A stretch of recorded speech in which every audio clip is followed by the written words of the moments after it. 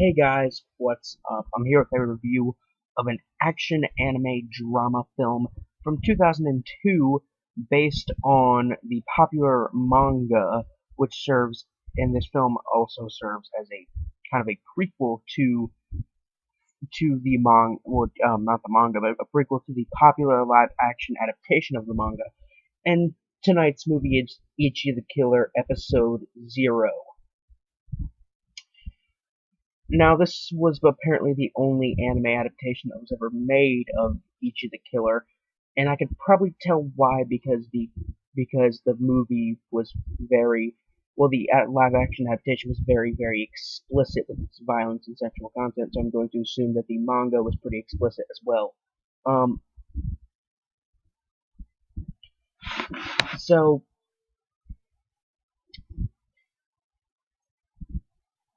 this is basically how what happened to Ichi before he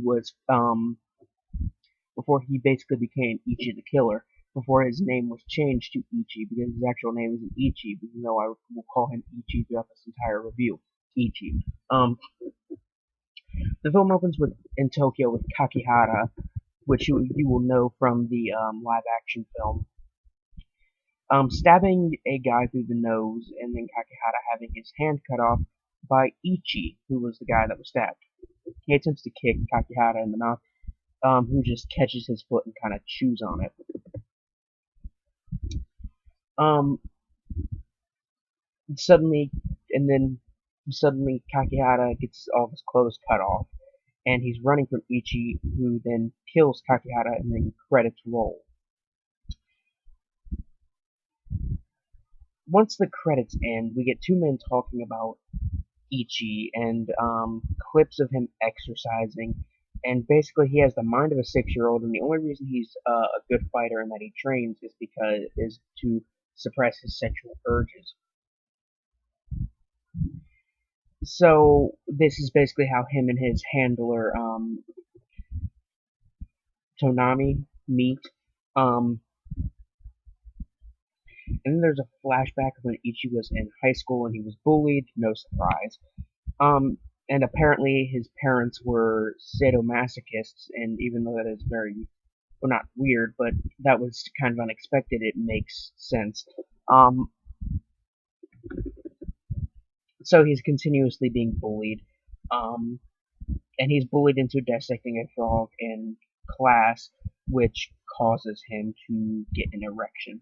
And basically, that whole part where you were seeing him in high school was a dream he was having, and it ended in a wet dream because he was dreaming about dissecting a frog. Um, so he's working at a fast food place. He's got an apartment. He's training in karate, and we get back to his high school life, and he's like in his he's hearing his parents have very aggressive and very violent sex. Um, he gets an erection and then runs away from home and finds a dying cat in the street, which he stomps to death, and then gets another erection, and then some rabbits that were like being kept at the school are found dead, and Ichi is to blame for it all.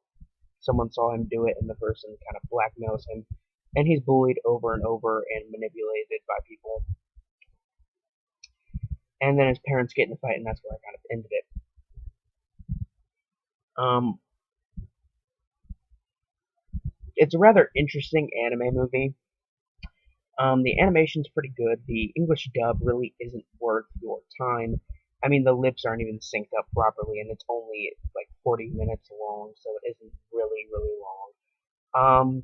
It's stylized. It's kind of cool with its action sequences. It's pretty good if you're interested in learning the origins um, of Ichi, and I also know that there is a live action film um, on Netflix that is a prequel to Takashi Miike's adaptation of Ichi the Killer.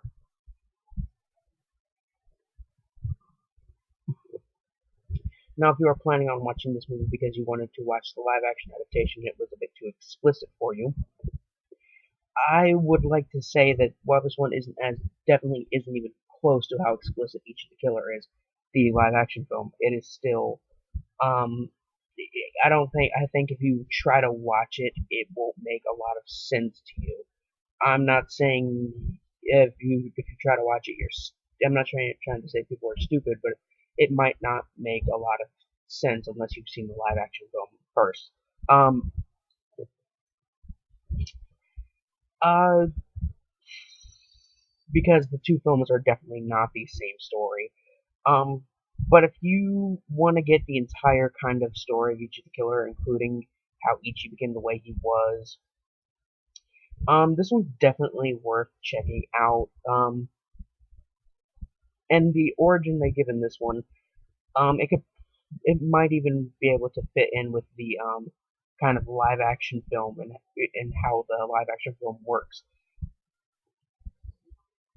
Also, the music is very good in this one. On the Gore meter from 1 to 10, 1 makes something like the Corpse Grinders, and 10 being something like Brain Dead. This movie's a 4 or 5. Again, it's an animated film, so I just would like to get out the Gore meter just for that. Can't really say I absolutely loved this one. Still a pretty good flick. Definitely worth at least one watch. Just don't watch the English dub, because it's completely worthless. Uh, Other than that, I would definitely suggest this to fans of the Nikkei adaptation, or fans of the prequel, of the live action prequel film, or fans of the manga series, which I'm definitely gonna have to read. Um, this one at least gets a 3.5 out of 5, a 7 out of 10. It wasn't great, but it was definitely pretty good. Anyway, guys, I'm Biscuit Boo 69 signing off. Peace.